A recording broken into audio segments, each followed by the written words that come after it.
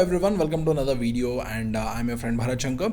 तो मार्केट जो है वो वॉर की वजह से थोड़ा गिर रहा है और इस गिरावट की वजह से right now investors are kind of in a panic. अगर ये वॉर लंबा चलेगा तो क्या होगा, अगर स्टॉक मार्केट ज्यादा गिरेगा तो क्या होगा, ऐसे जो कई सारे सवाल हैं they are bothering investors right now. But on the other hand कुछ और इन्वेस्टर्स बहुत ही रिलैक्स्ड है, बहुत ही काम है, क्योंकि उनका ये मानना है कि अभी ये पूरा टेम्पररी सिचुएशन है और इसके बाद मार्केट जो है वो डेफिनेटली रिकवर करना चाहिए। तो इसीलिए आज की वीडियो में हम इन दोनों साइड्स को एड्रेस करेंगे and will try to understand कि ऐसे जो वॉर टाइम सिचुएशन होता है, ऐसे टाइम पे एक इन्वेस्टर को मार्केट को कैसे नेविगेट करना चाहिए, और उसके अलावा ऐसे वॉलेटाइल टाइम्स में, ऐसे अनसर्टन टाइम्स में जो सक्सेसफुल इन्वेस्टर्स होते हैं, जो बड़े इन्वेस्टर्स होते हैं, वो कुछ पर्टिकुलर इन्वेस्टमेंट स्ट्रैटेजीज को फॉलो करते हैं। उन्हीं में से एक स्ट्रैटेजी को आज की वीडियो में हम समझने की कोशिश करेंगे और उसके बारे में एक डिटेल डिस्कशन भी करेंगे, और साथ ही साथ बैकग्राउंड में कुछ इवेंट्स हो रहे हैं जो अभी हमारे मार्केट में प्राइस के रूप में रिफ्लेक्ट नहीं हुआ है because of the ongoing war situation. तो इसीलिए जो गिरावट अभी वॉर के पैनिक की वजह से होगा, वहां पर कुछ इन्वेस्टर्स को ये बहुत बड़ा मौका दे सकता है, और वो मौका क्या है और ये पूरा सिचुएशन किस तरीके से मार्केट को इन्फ्लुएंस करेगा, उसके बारे में भी आज की वीडियो में हम एक बहुत ही डिटेल डिस्कशन करने वाले हैं। बट बिफोर वी स्टार्ट, ऐसे क्वालिटी कंटेंट के बदले अगर आप मुझे और मेरी टीम को अप्रिशिएट करना चाहते हैं तो वीडियो के ऊपर जो लाइक बटन है उसे प्रेस करके आप वीडियो को लाइक कर सकते हैं और कमेंट्स में एक सिंपल थैंक यू भी लिख सकते हैं। और साथ ही साथ अगर आप एक सीरियस इन्वेस्टर है और आप प्रैक्टिकल तरीके से इन्वेस्टमेंट को सीखना चाहते हैं और एक प्रैक्टिकल इन्वेस्टर बनना चाहते हैं, तो उसके लिए आप हमारे मेंबर कम्युनिटी को ज्वाइन करने के लिए कंसिडर कर सकते हैं। और इस मेंबर कम्युनिटी में हम ऑलमोस्ट डेली बेसिस पे वीडियोस अपलोड करते हैं और टाइम टू टाइम वेबिनार्स भी कंडक्ट करते हैं। जैसे कि रिसेंटली हमने गोल्ड इन्वेस्टिंग के ऊपर एक वेबिनार कंडक्ट किया था, जहां पर हमने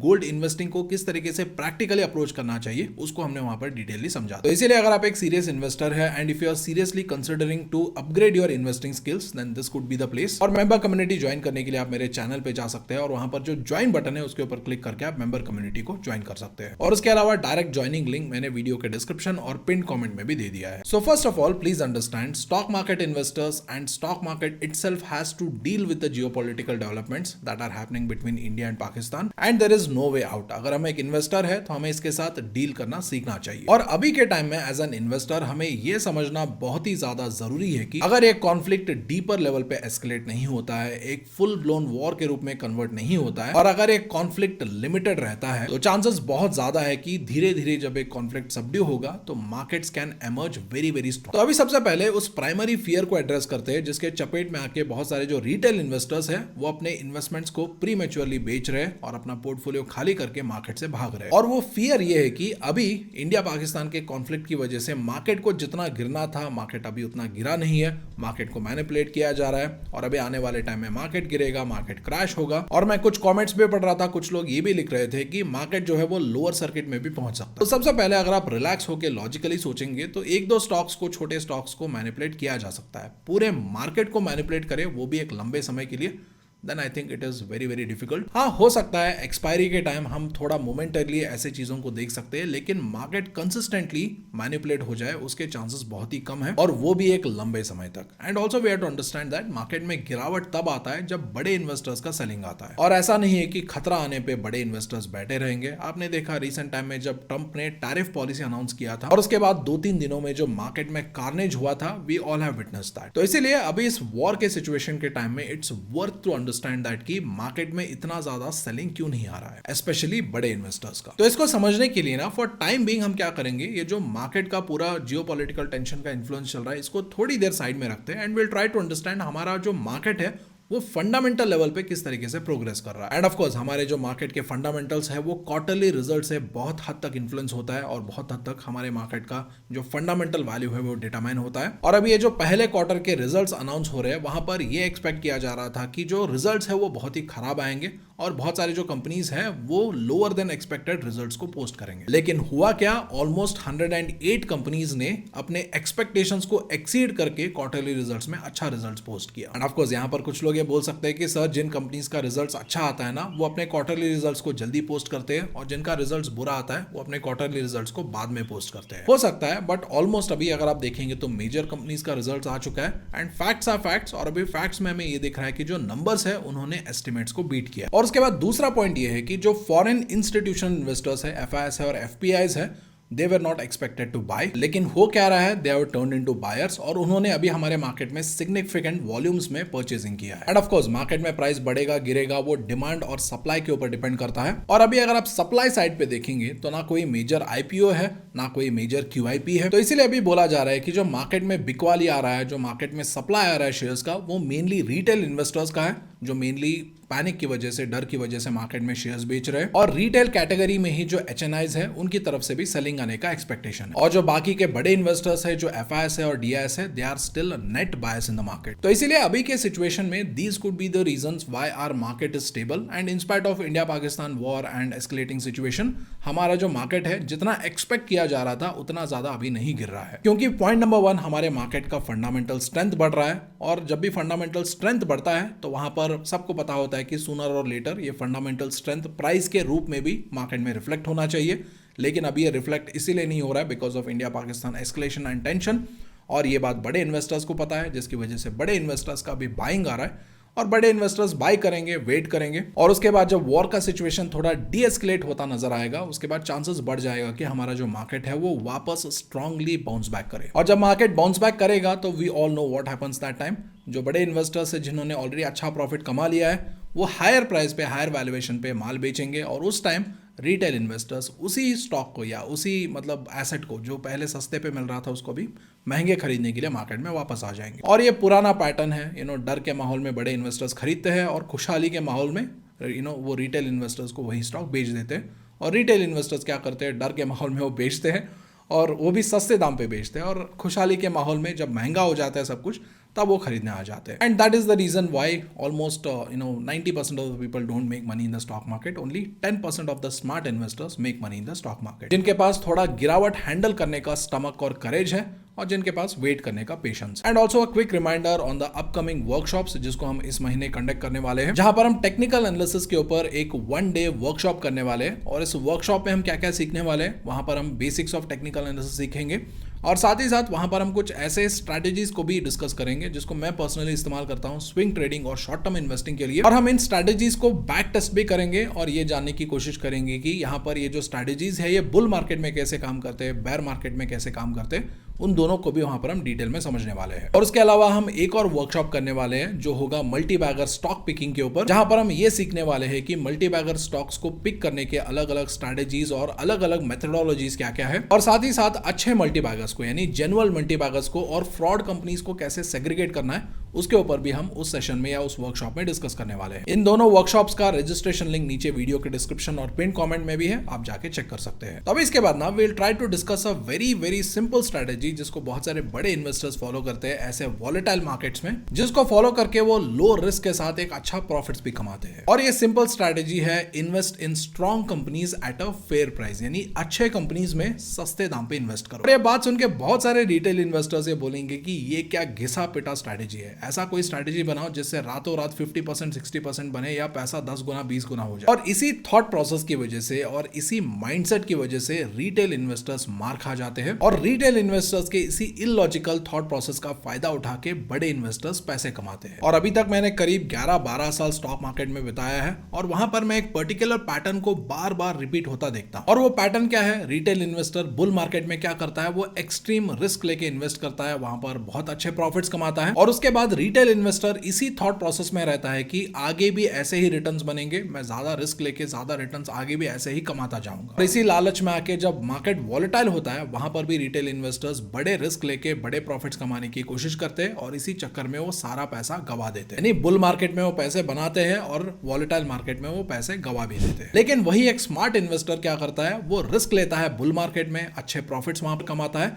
और जब भी मार्केट वॉलेटाइल होता है तो वहां पर वो रिस्क बहुत ही कम लेता है और उसके बदले में वो एक डिसेंट रिटर्न, एक कम रिटर्न्स भी कमाता है। और इस पूरे प्रोसेस में क्या होता है, अगर मान लीजिए बुल मार्केट में एक रिटेल इन्वेस्टर का 10,000 का पोर्टफोलियो अगर मान लो 1 लाख हो गया तो उसके बाद वॉलेटाइल मार्केट में वो 1 लाख का पोर्टफोलियो फिर से 10,000 भी आ सकता है, 20,000 भी आ सकता है या 10,000 से नीचे भी जा सकता है। लेकिन वही एक स्मार्ट इन्वेस्टर का पोर्टफोलियो बुल मार्केट में 10,000 से 1 लाख भी जाता है और उसके बाद जब वॉलेटाइल मार्केट आता है जहां पर वो रिस्क रिड्यूस कर देता है तो उसके बाद क्या होता है, ये 1 लाख का पोर्टफोलियो 1,20,000 हो जाता है। यानी यहाँ पर भले ही रिटर्न्स कम हो लेकिन उन्होंने पहले जो पैसे कमाए थे उसको वो सक्सेसफुली प्रोटेक्ट करते हैं और एक डिसेंट रिटर्न्स के साथ अपना पोर्टफोलियो जो है उसको वो अभी भी ग्रो कर रहे हैं एट अ डिसेंट। तो इसलिए ऐसे वॉलेटाइल मार्केट में ना try to stick to fundamentally strong companies which are at a fair price और अ डिसेंट वैल्यूएशन। क्योंकि अभी के टाइम में अगर आप देखेंगे तो एक set of investors high beta stocks में इन्वेस्ट करते हैं जहां पर वो एक्सट्रीम रिस्क लेके अपना कैपिटल जो है उसको खतरे में डाल रहे हैं। कुछ इन्वेस्टर्स एक्सट्रीम डिफेंसिव स्टॉक्स में इन्वेस्ट कर रहे हैं जिसमें इन्वेस्ट करे नहीं करे कोई फर्क नहीं पड़ रहा। तो इसीलिए अभी के टाइम में it is very very smart to focus on quality stocks जिसका बिजनेस मॉडल बहुत ज्यादा स्ट्रॉन्ग है, जिसके प्रॉफिट्स स्टेबल है और कंपनी का डेट है यानी जो कर्जा है वो कम है। क्योंकि ऐसे जो कंपनीज होते हैं वो अक्रॉस डिफरेंट मार्केट कंडीशंस अच्छा परफॉर्म करने के केपेबल होते हैं। एंड ऑफ कोर्स ऐसे कंपनीज को आपको एक और लेवल पे फिल्टर करना होगा और ये ढूंढना होगा कि कौन सा ऐसा अच्छा स्टॉक रीजनेबल प्राइस पे है। क्योंकि स्टॉक मार्केट में एक कहावत है कि even great companies can be bad investments if you overpay. और इसीलिए you have to make sure that कि जस्ट बिकॉज कोई स्टॉक अभी बहुत ज्यादा पॉपुलर है, वो एक बहुत हायर वैल्यूएशन पे है, तो आपको जाके खरीदना नहीं है। आप ऐसे स्टॉक्स को ढूंढो जो अच्छा है, क्वालिटी अच्छा है, मे बी फेमस नहीं होगा लेकिन अगर उसमें वैल्यू है और अगर वो एक डिस्काउंटेड और डिसेंट वैल्यूएशन पे मिल रहा है तो ऐसे स्टॉक्स को आपको एक्यूमुलेट करना है और आराम से वेट करना है। और ऐसे स्टॉक्स को फिल्टर करने के लिए आप बीटा का इस्तेमाल कर सकते हैं। बीटा को आप एक तरीके से वॉलेटिलिटी स्कोर आप मान सकते हैं, जहां पर कोई पर्टिकुलर स्टॉक ओवरऑल मार्केट के कंपैरिजन में कितना मूव करता है या कितना वॉलेटाइल है उसको आप बीटा स्कोर के जरिए आइडेंटिफाई कर सकते हैं या एनालाइज कर सकते हैं। और अगर मान लीजिए किसी स्टॉक का बीटा जो है अगर वो 1 से ज्यादा है तो उसको हाई बीटा स्टॉक बोला जाता है। और अगर मान लीजिए market overall market Nifty Sensex अगर 1% ऊपर जाता है तो ये जो हाई बीटा स्टॉक है वो 1.5%, 2%, 3% ऐसे उनका जो भी बीटा स्कोर है उसके अकॉर्डिंग वो मार्केट को भी आउट परफॉर्म कर सकते हैं। और उसी तरीके से अगर मार्केट गिरता है तो ये जो स्टॉक्स है, अगर मार्केट मान लीजिए 1% गिरता है तो ये जो स्टॉक्स 1.5%, 2%, 3% और उससे ज्यादा भी गिरने के चांसेस रखते हैं। और इसीलिए बहुत सारे जो स्मार्ट इन्वेस्टर्स होते हैं जब बुल रन आता है तो उसी टाइम वो ऐसे हाई बीटा स्टॉक्स को प्रेफर करते हैं। और जब भी मार्केट वॉलेटाइल होता है, बेयर मार्केट होता है या कंसोलिडेटिंग मार्केट होता है तो उस टाइम वो ऐसे हाई बीटा स्टॉक्स को अवॉइड करते हैं। और वही अगर मान लीजिए किसी स्टॉक का बीटा 1 से कम है तो उसको लो बीटा स्टॉक बुलाया जाता है। यानी अगर ओवरऑल मार्केट 1% बढ़ता है तो ये जो स्टॉक्स होते हैं लो बीटा स्टॉक्स होते हैं, मान लो ये 0.9% बढ़ सकता है, 0.8% बढ़ सकता है। उसी तरीके से जब मार्केट 1% गिरता है तो यह मार्केट से भी कंपैरिजन में कम गिरता है। और इसीलिए मार्केट में जब टफ टाइम आता है तो स्टेबल रिटर्न्स के लिए इन्वेस्टर्स ऐसे लो बीटा स्टॉक्स में इन्वेस्ट करना प्रेफर करते हैं। और वही जब बूमिंग मार्केट होता है या बुल मार्केट होता है तो ऐसे टाइम पे इन्वेस्टर्स ऐसे स्टॉक्स को अवॉइड करते हैं, बिकॉज ऐसे टाइम पे यानी बुल मार्केट में, बूमिंग मार्केट में लो बीटा स्टॉक्स अंडर परफॉर्म करने के चांसेस रखते हैं। तो इन्हीं सारे रीजंस की वजह से अभी ये जो प्रेजेंट मार्केट है जहां पर वॉलेटिलिटी बहुत ज्यादा है, रिस्क बहुत ज्यादा है, टफ टाइम्स है, तो इसकी वजह से right now many investors are preferring to invest in low beta stocks, जहां पर भले ही रिटर्न्स थोड़ा कम बन जाए लेकिन स्टेबिलिटी मिलता है और साथ ही साथ आपका जो कैपिटल इरोड हो सकता है उससे पोटेंशियली आप अपने कैपिटल को बचा सकते हो और अपने पैसों को प्रोटेक्ट कर सकते हो। तो अभी इसके बाद कुछ लोग ये सवाल पूछेंगे कि सर ये जो लो बीटा स्टॉक्स है इनको कैसे ढूंढा जाए। तो इनको ढूंढना बहुत ही सिंपल है क्योंकि बहुत सारे प्लेटफॉर्म्स है जहां पर ये जो बीटा का डेटा है वो आपको रेडीमेड मिल जाता है। So to give you a demo I have come on one of the platforms which is called Tickertape. और यहाँ पर अगर आप आएंगे नीचे तो यहाँ पर ऐड फिल्टर का ऑप्शन दिखेगा। ऐड फिल्टर के ऊपर क्लिक करना है और यहाँ पर यू कैन टाइप बीटा और बीटा सेलेक्ट करते ही यहाँ पर बीटा का कॉलम विजिबल हो जाएगा। तो यहाँ पर बीटा का वैल्यू आप देख सकते हो 1 से ज़्यादा, 1 से कम है। एंड ऑल्सो यहाँ पर आप स्टॉक्स को फिल्टर भी कर सकते हो कि यानी आपको लार्ज कैप में इन्वेस्ट करना है, मिड कैप में इन्वेस्ट करना है, स्मॉल कैप में इन्वेस्ट करना है, इस तरीके से भी आप फिल्टर कर सकते हो। और कुछ लोग ऐसे पैरामीटर्स भी ऐड करते हैं ना कि 52 वीक लो के आसपास कौन सा स्टॉक है, 52 वीक हाई के आसपास कौन सा स्टॉक है, तो उसको भी आइडेंटिफाई करने के लिए you can type percentage away from 52 week low. तो इस तरीके से आप बीटा और 52 वीक लो का जो डेटा है उसको कंबाइन करके you can try to find out some of the stocks जो अभी एक बीटन डाउन वैल्यूएशन पे भी है या बीटन डाउन प्राइस पे भी है और साथ ही साथ उनमें बीटा भी कम है। End of course stock screening के ऊपर अगर आपको एक डिटेल्ड वेबिनार चाहिए तो उसको आप कमेंट्स में बता सकते हैं। हम रेगुलरली ऐसे जो वेबिनार्स होते हैं उसको मेंबर कम्युनिटी के लिए बनाते रहते हैं और कुछ टाइम पहले हमने गोल्ड इन्वेस्टिंग के ऊपर एक बहुत ही डिटेल्ड और बहुत ही प्रैक्टिकल वेबिनार किया था जहां पर हमने एग्जैक्टली ये समझा था कि इन्फ्लेशन और गोल्ड के बीच में कोरिलेशनशिप क्या है, गोल्ड में एंटर करने का सबसे अच्छा फेज कौन सा होता है, एग्जिट करने का सबसे अच्छा और प्रॉफिटेबल फेज कौन सा होता है, उन सारी चीजों को हमने बहुत ही डिटेल में वहां पर डिस्कस किया। तो if you want to join this upcoming webinars तो आप मेंबर कम्युनिटी ज्वाइन करने के लिए कंसिडर कर सकते हैं। और साथ ही साथ हम टाइम टू टाइम बहुत सारे फ्री बुक्स को भी डिस्ट्रीब्यूट करते रहते हैं। और रिसेंटली हमने एक ऐसा ही गिव अवे टेलीग्राम चैनल पे अनाउंस किया था, और अगर आप चाहे तो टेलीग्राम चैनल पे जाके उस पोस्ट को देख सकते हैं और वहां पर जो गिव अवे हमने दिया है उस बुक को क्लेम कर सकते हैं। और टेलीग्राम चैनल का ज्वाइनिंग लिंक आपको नीचे वीडियो के डिस्क्रिप्शन और पिन कमेंट में मिल जाएगा। एंड ऑल्सो जब भी आप 52 वीक लो और लो बीटा के कॉम्बिनेशन पे स्टॉक्स को स्क्रीन करने की कोशिश करते हैं या स्टॉक्स को ढूंढने की कोशिश करते हैं तो उस टाइम एक पर्टिकुलर चीज ध्यान में रखना बहुत ही ज्यादा जरूरी होता है, और वो चीज होता है फ्लोट। और ये फ्लोट क्या होता है या फ्लोटिंग शेयर्स क्या होते हैं? ये वो नंबर ऑफ शेयर्स होते हैं जो मार्केट में ट्रेडिंग के लिए अवेलेबल होते हैं। क्योंकि बहुत बार क्या होता है, ऐसे वॉलेटाइल मार्केट में, ऐसे टफ टाइम्स में कुछ पर्टिकुलर स्टॉक्स ज्यादा नहीं गिरते हैं, लेकिन इसका मतलब ये नहीं है कि वो सारे स्टॉक्स फंडामेंटली स्ट्रांग है। क्योंकि अगर ऐसे स्टॉक्स का फ्लोट कम है तो इसका मतलब ये होगा कि ट्रेडिंग ज्यादा हुआ ही नहीं हुआ। और ऐसे कंडीशन में जब कम लोग बाय करते हैं, कम लोग सेल करते हैं, तो प्राइस जो है वो आर्टिफिशियली इन्फ्लेट होकर हायर लेवल पे बहुत टाइम तक रह सकता है। और ऐसे सिचुएशंस का जो स्टॉक मार्केट मैनिपुलेटर्स होते हैं, ऑपरेटर्स होते हैं, वो भी वहां पर फायदा उठाते हैं। तो इसलिए ऐसे सिचुएशन को स्ट्रेंथ के साथ कंफ्यूज मत कीजिए। जस्ट बिकॉज किसी शॉप का डोर छोटा है और इसकी वजह से बाहर भीड़ लगा है तो इसका मतलब ये नहीं है कि शॉप अच्छा है, शॉप के अंदर जो सामान मिल रहा है वो अच्छे है। तो इसलिए जो लो फ्लोट स्टॉक्स होते हैं वहां पर आपको एक्सट्रीमली केयरफुल होना है, क्योंकि वहां पर ऑपरेटर्स आपको वही दिखाएंगे जो आप देखना चाहते हैं। और उसके बाद एक टाइम ऐसा आएगा जब ऑपरेटर का पैसा बन चुका होता है तो उसके बाद आपको वहां से एग्जिट करने का मौका भी नहीं मिलता है। ऐसा ऑपरेटर्स वहां पर आपको फंसा के चला जाता है। तो इसीलिए लो फ्लोट स्टॉक्स में थोड़ा सा अलर्ट रहिए and stick to good companies जिनका बिजनेस मॉडल अच्छा है, जिनका डेट कम है, जिनके प्रॉफिट स्टेबल है। और ऐसे कंपनीज को अगर आप लोअर वैल्यूएशन पे सस्ते दाम पे खरीदेंगे और अगर आप पेशेंस के साथ ऐसे कंपनीज को होल्ड करेंगे, जब मार्केट कंडीशंस रिकवर होगा तो सूनर और लेटर ऐसे कंपनीज में आपको प्रॉफिट्स कमाने का अच्छा मौका मिल सकता है। तो आज के लिए इतना ही रखते हैं। Thank you so much for watching. I will see you in the next video.